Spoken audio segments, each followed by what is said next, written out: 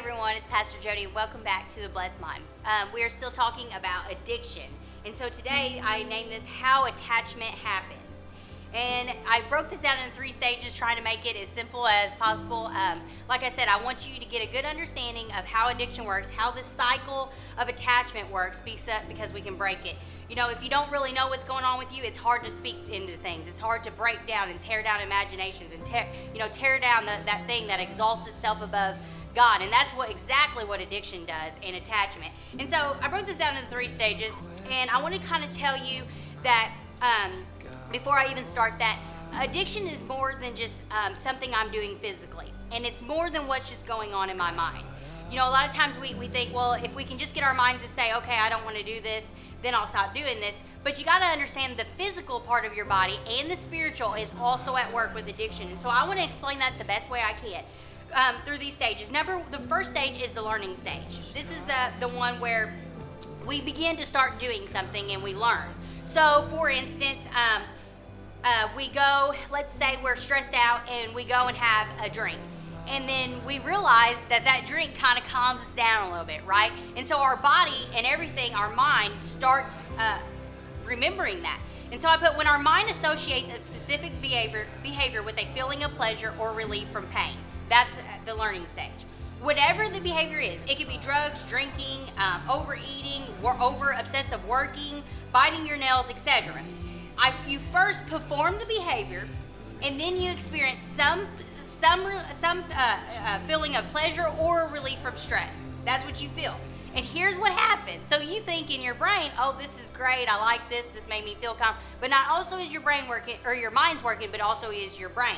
Your brain automatically, without you knowing it, this is unconsciously, you don't even know what's going on. When you go and have that drink and you feel that peace, or you just calm down, whatever it may be, your brain automatically now associates the effects of what's happening with the behavior.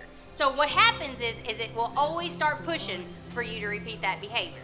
So now this may make some more sense to you. You may say, well, you may tell someone, well, why don't you just quit drinking? Well, it's a little harder than that. Yes, they must stop drinking, but it's a lot harder when not only is your mind working against you, but your brain is pushing because it's wanting that release again. It's wanting that effect. It's already associated that behavior with the effects. So then that happens. So your brain has learned that, right? And so your body is working against you. So not only do you have your mind telling you, oh, I think I need to have a drink, I don't feel depressed, whatever, but now you have your brain working against you. Number 2, the second stage is habit formation. Behavior and its effects have become associated to one another. Then the pattern will associate itself with your life experiences.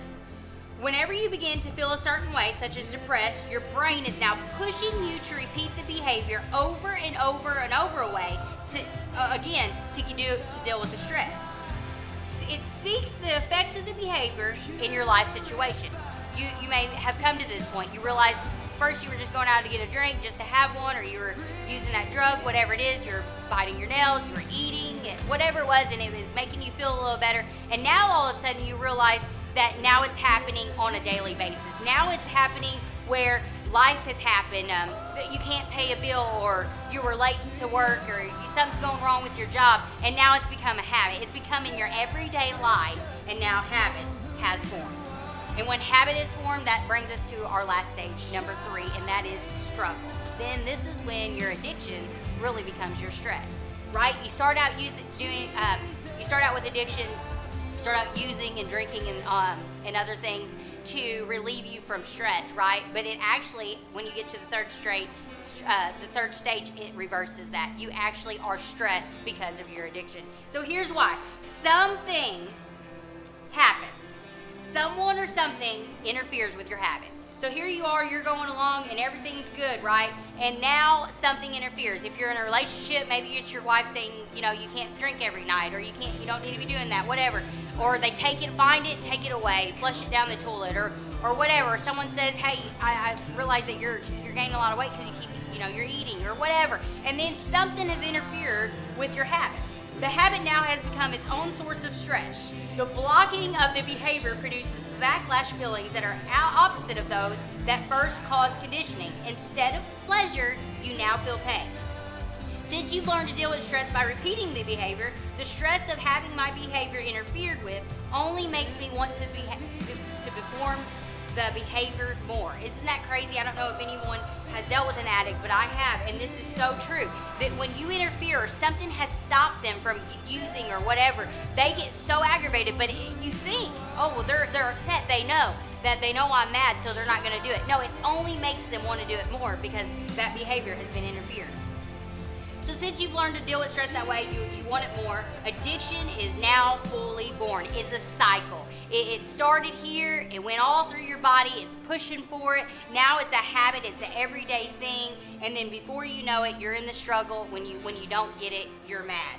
And so the cycle has got to be broken. Even when you try consciously to stop the behavior, your brain is unconsciously learning it better and seeking it more. It's learning you better. It's learning that it wants that, and it's going to keep pushing for you to repeat that behavior over and over again. The cycle has to be broken. Listen here, Jesus gave us authority over our bodies and our minds. Listen, if you got control of your mind, you can tell that brain what to do. And that's what we got to learn. You must arise from your deception and break the cycle of addiction. One way, and the only way is through sanctification through Christ. You must let His grace flow through you and be sanctified. Listen, authentic freedom and love will not be captured by attachment. We must begin the journey home. And the only way to get home is to totally be free from addiction.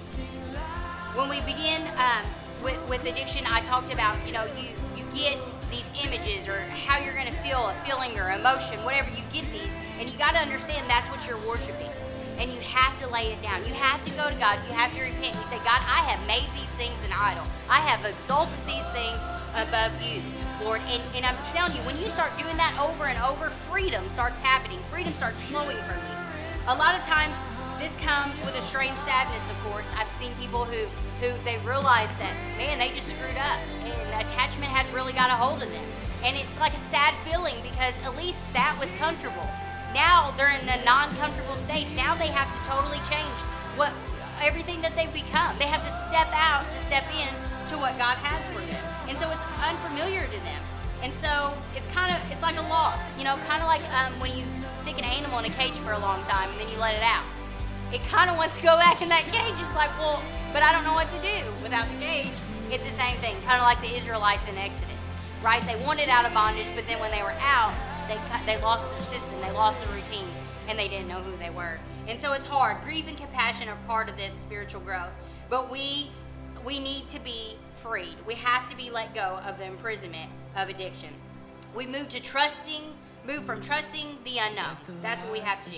Our security then becomes less dependent on the power of our own brain patterns, and more dependent on the unexplainable mercy of God. This is hope. We must put our trust in God to find our way back home.